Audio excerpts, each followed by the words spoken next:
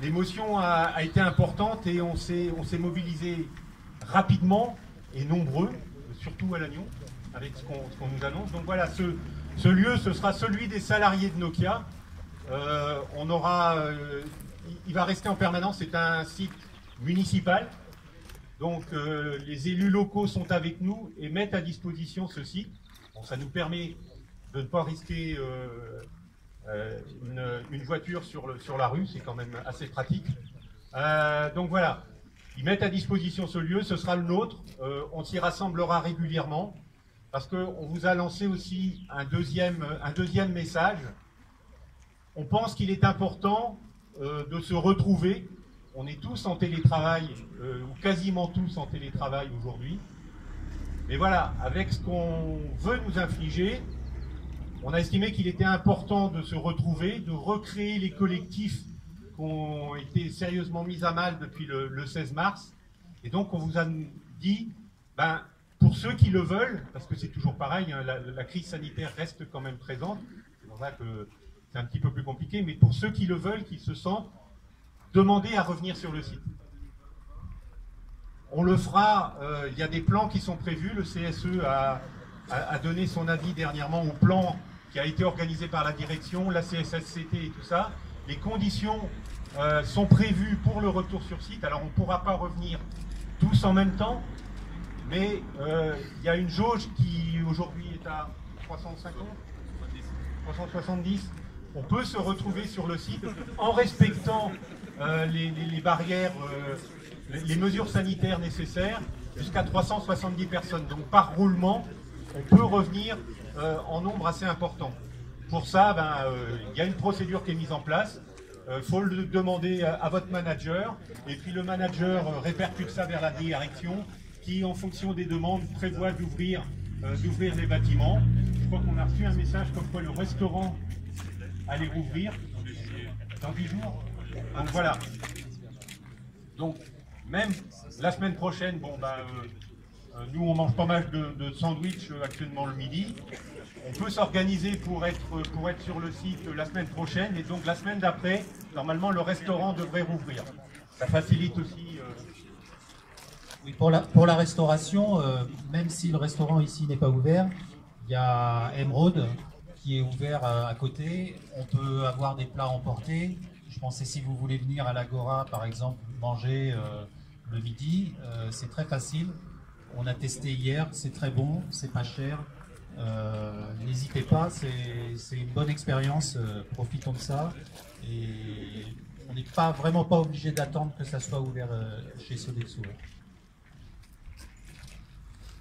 Donc voilà, ça c'est les deux messages qu'on vous a passés hier très rapidement. Donc l'importance de se retrouver et puis de pouvoir échanger. On fait plein de choses virtuelles ces temps-ci. Donc là on fait une inauguration virtuelle, il n'y a pas de ruban, mais voilà. C'est votre lieu, c'est là où vous pouvez faire vos propositions. Amenez-nous aussi des arguments, parce que bien sûr, le projet qu'on veut nous asséner est complètement déraisonnable. Mais voilà, maintenant, aujourd'hui, il va falloir qu'on aille à la bagarre pour continuer à montrer ce qui est complètement débile, hein, complètement aberrant de vouloir supprimer la moitié des emplois à Lannion. Donc, ce lieu est à vous de vous l'approprier et puis de nous dire ce que vous voulez en faire, comment vous voulez qu'on l'utilise. Donc, on va vous faire un petit retour aussi. Parmi les actions qu'on a menées, on a rencontré hier le président de la région Bretagne. Donc l'intersyndicale a rencontré le président, Loïc Chéné-Girard. On va vous dire un petit peu les échanges qu'on a eus, ce qu'il a pu nous raconter. On va vous parler aussi des actions qu'on va monter avec vous et avec la population du Trégor aussi, parce que hier encore on en parlait, c'est Nokia qui est touché à Lannion, mais c'est toute la région économique qui voit les conséquences dramatiques que ça peut avoir si le plan si le plan se réalise. Je dis toujours si, hein, parce que notre combat aujourd'hui, c'est bien l'annulation du plan social. C'est pas l'aménagement, c'est pas la diminution, c'est pas des meilleures conditions. Aujourd'hui, on se bagarre, c'est pour l'annulation du plan social. voilà notre truc là.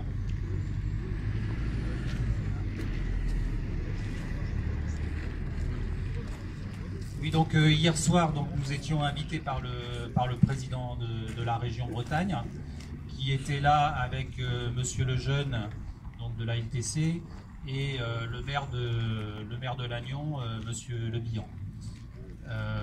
Ils sont tous sur la même ligne, hein, que ce soit donc tous nos représentants locaux, hein, que ce soit le maire, donc Monsieur Le Bihan, que ce soit la LTC, donc que ce soit la région Bretagne, que ce soit notre député, nos sénateurs, c'est la même chose. Enfin, nos sénateurs, au moins, vous avez vu, il y a eu une intervention de la sénatrice des Côtes-d'Armor qui était également sur la même ligne. Comme le disait Bernard, ils ne demandent pas du tout un aménagement du plan social comme on pouvait le voir parfois dans les années précédentes, parce que là, ils sont conscients qu'aujourd'hui, c'est la vie du site qui est en danger, et que si ce plan il passe, dans 2 ans, ou vraiment à très court terme, c'est le site entier qui disparaît. Donc ce serait ils en sont conscients, ils le disent eux-mêmes, même si on leur a refait la présentation de l'état, donc de la situation là aujourd'hui, eux-mêmes nous le disent. C'est une catastrophe sociale, c'est une catastrophe au plan social et au plan industriel. Alors, il y a ils veulent travailler. Bon, ce que l'on a vu, ce qu'ils nous ont dit, c'est qu'ils veulent vraiment travailler ensemble, être ensemble, et ils sont sur une ligne interventionniste. Ils veulent pas laisser faire les choses, et ils sont en train d'essayer de contacter de mettre en branle tous les contacts qu'ils ont. Du niveau local au niveau européen. Ils sont déjà en mesure de contacter donc le commissaire européen. Eux, ils disent bien qu'il faut que l'Europe se réveille. L'Europe, ces grands groupes-là, ils sont très prompts à aller chercher l'Europe, les gouvernements, pour demander des subventions et de l'argent.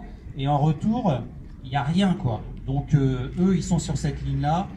Nous, on vous aide quand vous nous demandez.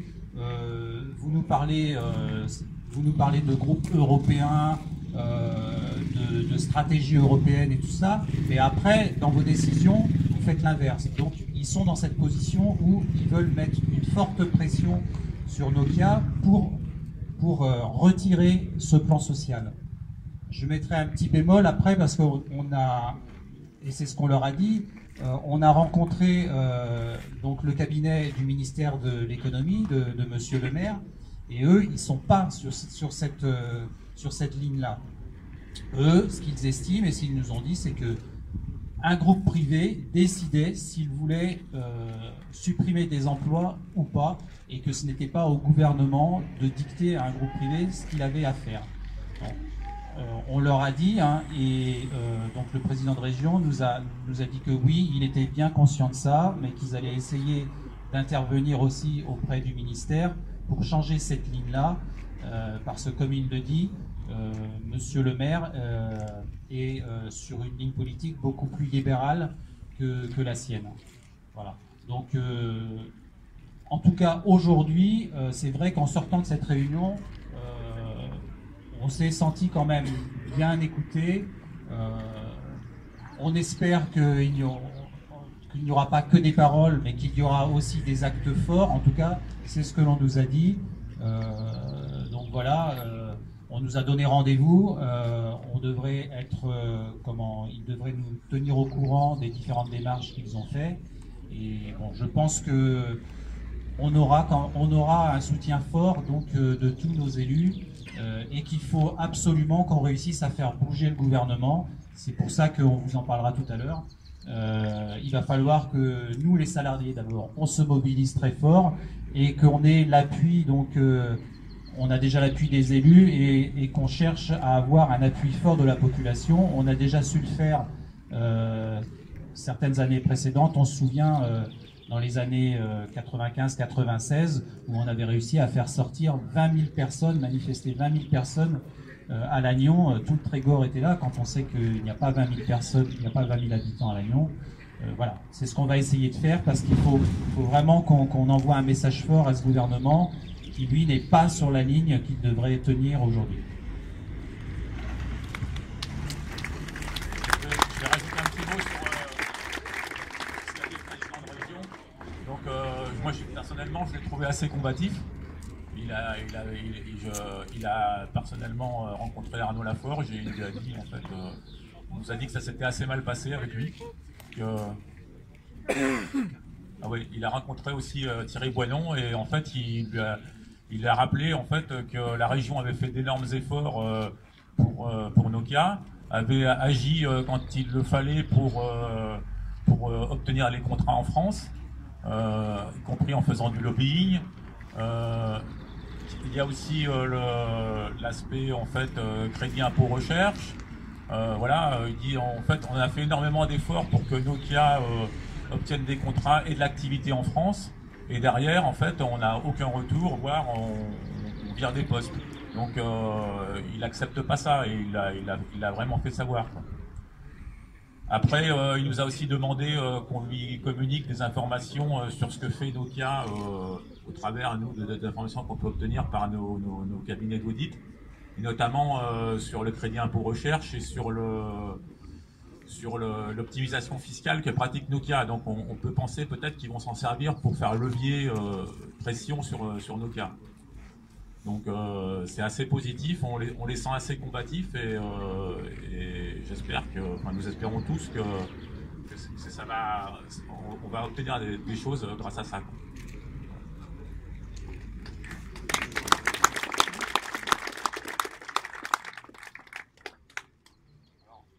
Deux petites choses encore par rapport à cette rencontre d'hier. Donc c'est vrai qu'il était, le président là, était combatif, il était même un peu énervé et il reprend nos termes de trahison. Il se sent lui aussi trahi par ce plan de Nokia parce que, comme le disait Jean-François, Nokia vient vers eux pour des demandes de subventions, d'aide pour, par exemple, racheter la moitié du terrain d'Alcatel-Lucent, ou bien alors pour faire du lobbying auprès de l'Europe. Et puis Nokia supprime la moitié de l'établissement de Lannion. Et donc, il a parlé aussi du réseau Mégalis en Bretagne où Nokia était plus cher et ils sont intervenus en fait.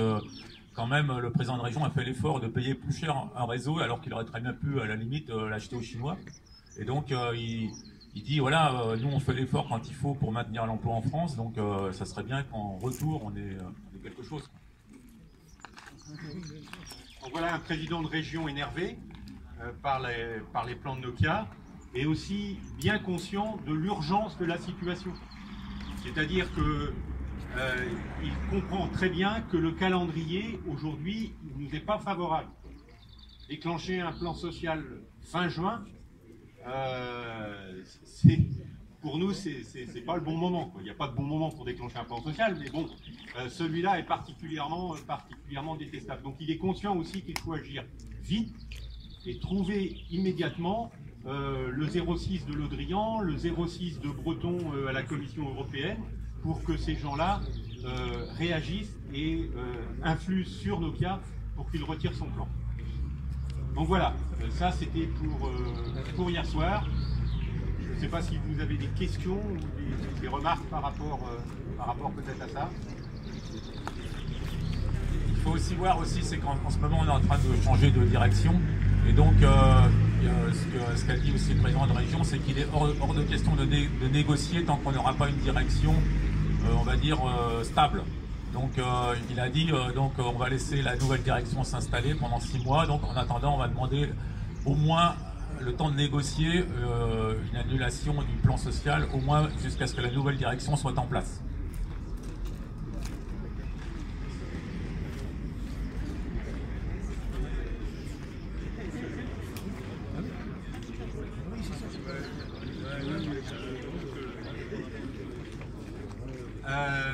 Alors, donc on va vous parler des actions sur lesquelles on travaille et sur la mise en place de celle-là.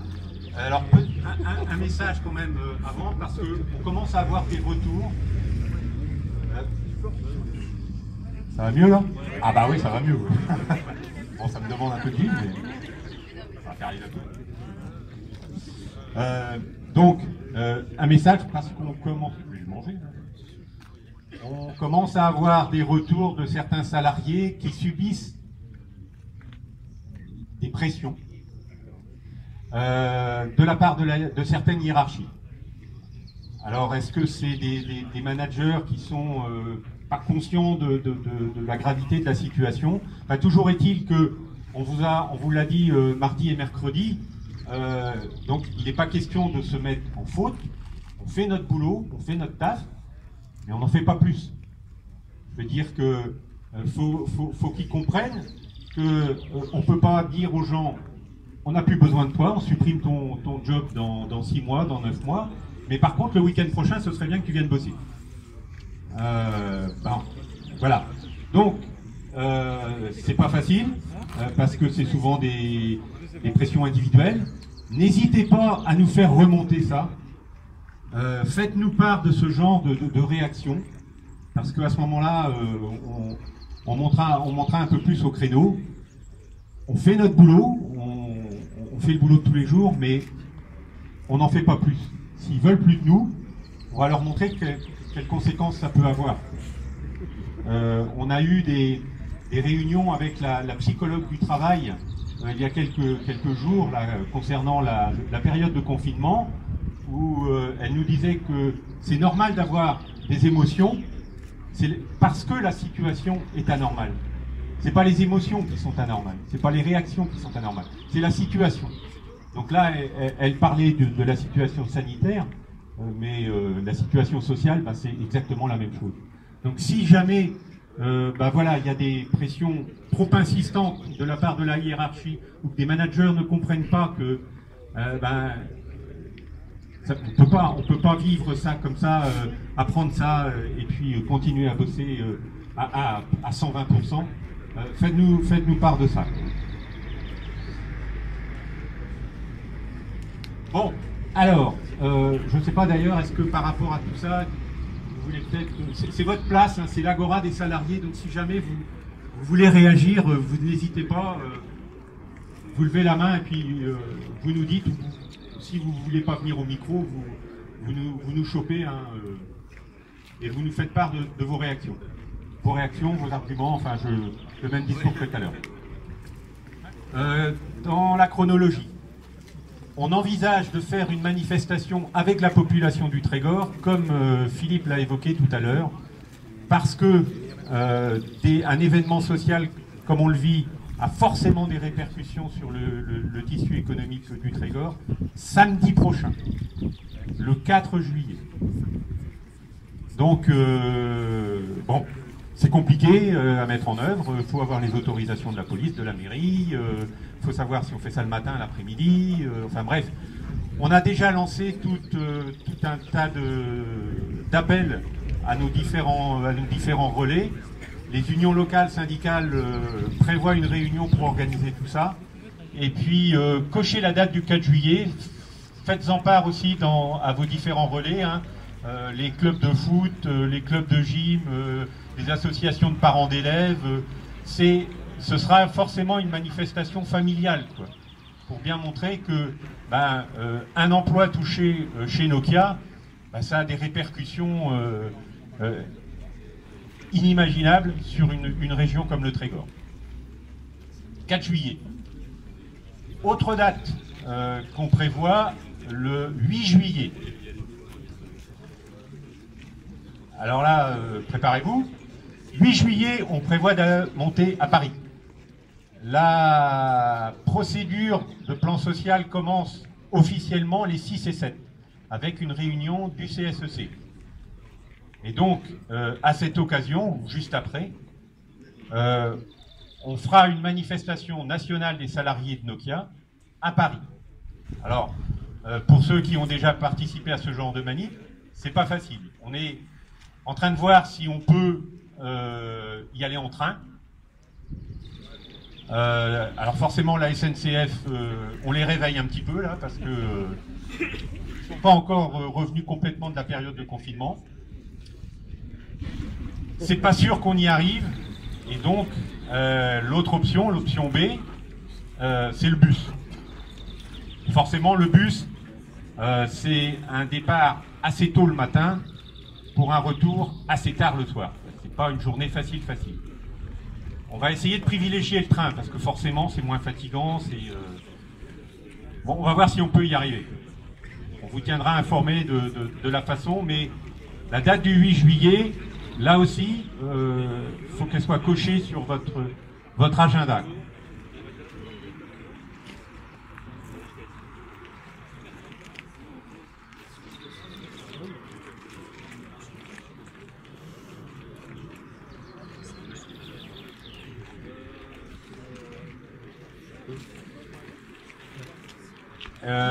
Par rapport à au moins ces 2 premières actions, alors on prévoit aussi à l'occasion de la 2e réunion de procédure de demander à ce que cette réunion de procédure se passe à Lannion et qu'on fasse une autre manifestation nationale à Lannion avec les salariés de Paris.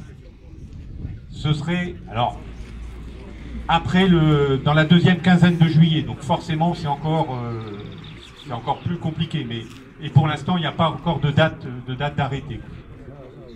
Mais donc les 2 premières dates, 4 et 8 juillet. Est-ce que vous avez des questions, des réactions par rapport à ces actions qu'on prévoit?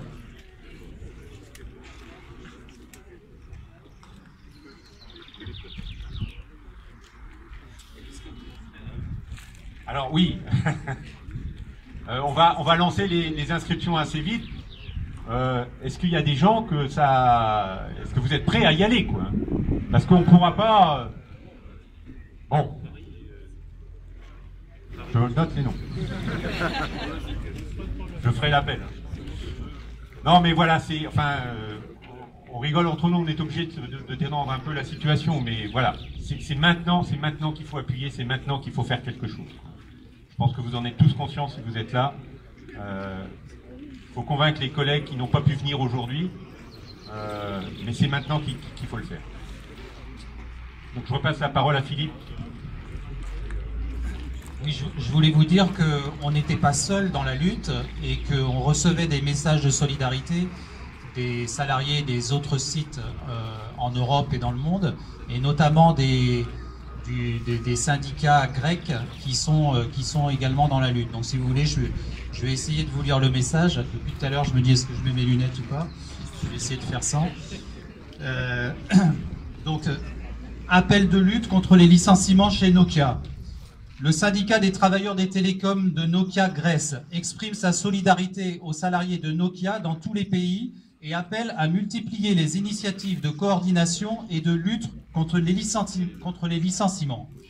Cela fait plusieurs années que Nokia fait des milliers de licenciements dans tout le monde dans le cadre de soi-disant plans de restructuration. Dans le même temps, Nokia a utilisé le télétravail en pleine pandémie pour imposer l'intensification du travail, des heures de travail supplémentaires et sans horaire. Les développements montrent, je ne suis pas sûr que ça soit tout à fait un bon français, enfin je parlerai grec comme eux, je serais super content. On va essayer de comprendre exactement ce que veut dire cette phrase, mais on la comprend dans le sens. Les développements montrent que la logique selon laquelle il faudrait faire des sacrifices pour le bien de l'entreprise, pour ses profits et sa compétitivité, se traduit pour les travailleurs par des baisses de salaire, des conditions de travail moins bonnes et des licenciements et du chômage. Les travailleurs sont les victimes permanentes de la concurrence et des conflits entre les grands groupes de notre secteur. Il est impératif que nous, les salariés de Nokia du monde entier, répondions à cette nouvelle attaque de façon coordonnée et organisée. Aucun salarié ne doit perdre son travail. Nous défendons les droits de tous les travailleurs. Voilà, je trouvais important de vous lire cela parce que je pense que nous aussi, on doit leur montrer notre solidarité et vraiment combattre tous ensemble ces plans de suppression d'emplois.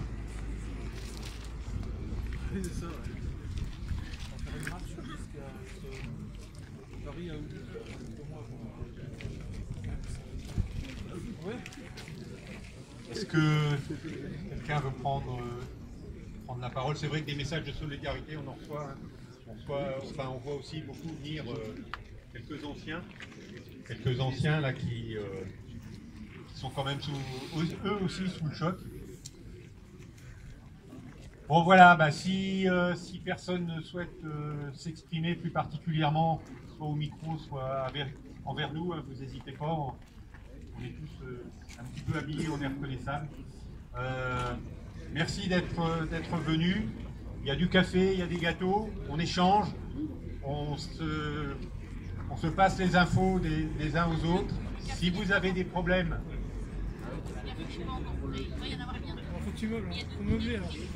Bon, il paraît que le café n'est pas tout à fait prêt, mais ça va venir, ça va venir. Donc si vous avez des infos, si vous avez des soucis avec un certain management un peu trop insistant, vous venez vers nous. Il y a des journalistes qui sont là et qui souhaiteraient faire certains portraits de différents salariés, de gens qui ne sont pas forcément bretons, qui sont venus dans le Trégor, pour savoir comment ils sont adaptés, pourquoi ils sont venus. N'hésitez pas à leur répondre, ça fait partie de la particularité du site aussi. Hein. Donc voilà, merci d'être venus. On prend un café, on discute. C'est votre emplacement, c'est l'agora des salariés de Nokia. Donc vous êtes aussi, restez connectés. Les SharePoint, les Yammer, les sites internet, les messages qu'on échange entre équipes pour se mobiliser jusqu'au dernier moment. Voilà, merci et bon week-end malgré les circonstances.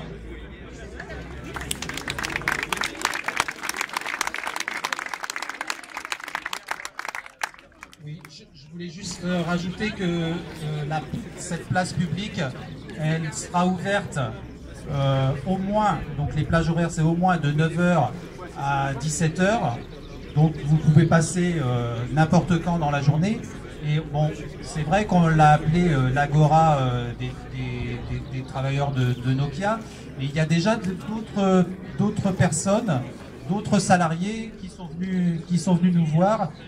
Hier midi, il y avait un salarié de Sodexo, parce que eux aussi vont être impactés par ces PSE. Vous pouvez faire venir des amis, que ce soit des salariés ou pas, c'est ouvert à tout le monde. Et on parlait de rester connecté. Le NOSI ici, on le capte. Donc vous pouvez venir aussi avec vos PC. Voilà, on peut rester. Vous serez encore en contact, on va dire. N'hésitez pas. Il faut vraiment venir et puis comme on le disait dans notre message, s'approprier cet endroit. On voit bien aussi que quand les piétons et les voitures passent, ils regardent, ils klaxonnent par solidarité. Et voilà, il faut montrer qu'on est là. Il faut essayer de le faire vivre toute la journée. Nous, en tout cas, on essaiera d'avoir toujours quelqu'un, même si on a pas mal de travail à l'intérieur. On essaiera quand même qu'il y ait toujours quelqu'un et que pour vous accueillir et accueillir des personnes qui viennent, comme je vous le disais, même s'ils ne sont pas salariés de chez Nokia. C'est ouvert à tout le monde.